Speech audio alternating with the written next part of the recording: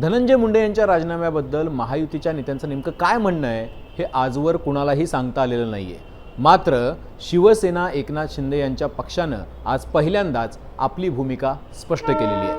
मुंबई तकच्या चावडी या कार्यक्रमामध्ये परिवहन मंत्री प्रताप सरनाईक आले होते आणि त्यांनी स्पष्ट केलेलं आहे की अशा केसेसमध्ये ज्यावेळेला राजीनामा मागितला जातो त्यावेळेला केवळ लोक आग्रहास्तव राजीनामा घेणं चुकीचं आहे, पण भ्रष्टाचाराचे गंभीर आरोप असतील आणि जर प्रश्न नैतिकतेचा असेल तर अशा मंत्र्यांनी राजीनामा दिलाच पाहिजे।